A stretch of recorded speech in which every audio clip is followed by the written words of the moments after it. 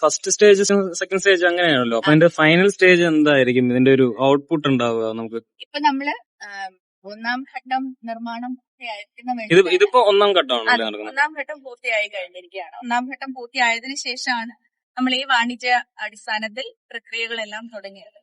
ഒന്നാം ഘട്ടം പൂർത്തിയാകുമ്പോൾ നമുക്ക് ഈ കാണുന്ന ഈ വലിയ ക്രെയിനുകൾ ഉണ്ടല്ലോ, അതെല്ലാം നിൽക്കുന്നത് ശരിക്കും 800 മീറ്റർ നീളത്തിലുള്ള ബർത്തിലാണ്.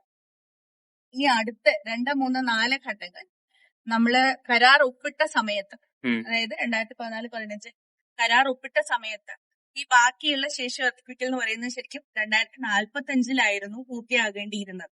അങ്ങനെയായിരുന്നു അന്ന് പദ്ധതി തയ്യാറാക്കിയിരുന്നത്, കരാർ ഒപ്പിട്ടത്. പക്ഷെ ഇപ്പോൾ നമ്മൾ മറ്റൊരു കരാർ, സപ്ലിമെന്ററി അഗ്രിമെന്റ് കൂടി നമ്മളിപ്പോ ഒപ്പിട്ടിട്ടുണ്ട്. അപ്പൊ അതിന്റെ അടിസ്ഥാനത്തിൽ അത്രയും കാലം കാത്തിരിക്കാതെ നമുക്ക് ഇപ്പോൾ തന്നെ ഉടനെ തന്നെ രണ്ടാം ഘട്ടത്തിന്റെ നിർമ്മാണം ആരംഭിക്കുകയും 2028 കൂടി തന്നെ 2, 3, 4 ഘട്ടങ്ങൾ ഒരുമിച്ച് നമുക്ക് ഇതിന്റെ സമ്പൂർണ്ണ രൂപത്തിൽ വിഴിഞ്ഞം തുറമുഖത്തിന് തുറന്നു പ്രവർത്തിക്കുവാനുള്ളൊരു സാഹചര്യം ഒരുക്കുകയും നമ്മൾ ചെയ്യും.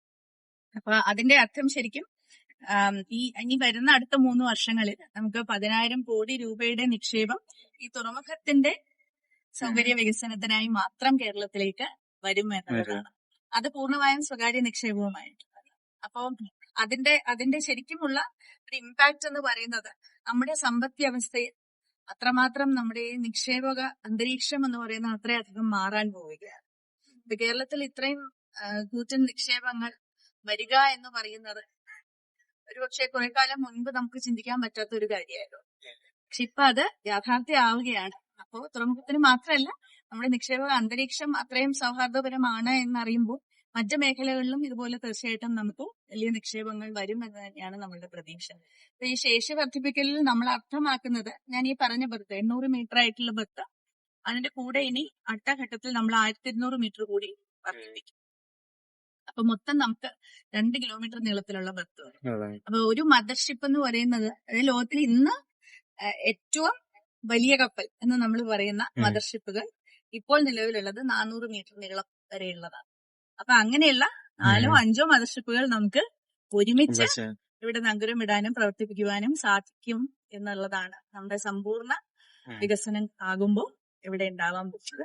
ആ പുലിമുട്ടും ഞാൻ പറഞ്ഞതുപോലെ ഇപ്പോൾ ഉള്ളതിനേക്കാളും ഏകദേശം 1 കിലോമീറ്റർ കൂടി നമ്മുടെ പുലിമുട്ടും കൂടി നമ്മൾ നിർമ്മിക്കുന്നതായിരിക്കാം.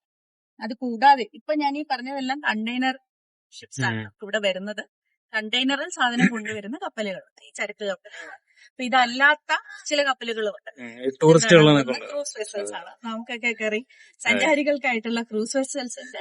നിലവിൽ നമുക്ക് ക്രൂസ് വെസൽ വരവേൽക്കാനുള്ള ഒരു സംവിധാനമല്ല നമ്മൾ ഒരുക്കിയിരിക്കുന്നത്.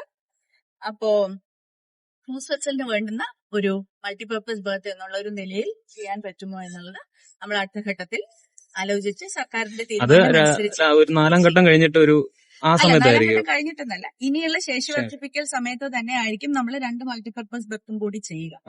അപ്പോ ആ 2 മൾട്ടിപർപ്പസ് ബർത്ത് എന്തിനൊക്കെ വേണം എന്നുള്ളതിന് നമുക്ക് സർക്കാരിന്റെയും തീരുമാനം അനുസരിച്ച്, ഇപ്പൊ അതായത് ഒന്ന് ക്രൂസ് വെസൽ ഉണ്ട്, വേറൊന്ന് ബൾക്ക് കാർഗോ, ലിക്വിഡ് കാർഗോ എന്നൊക്കെ പറഞ്ഞു. അതായത് ഇപ്പൊ കൽക്കരി കൊണ്ടുവരുന്ന വലിയ കപ്പലുകളുണ്ട്.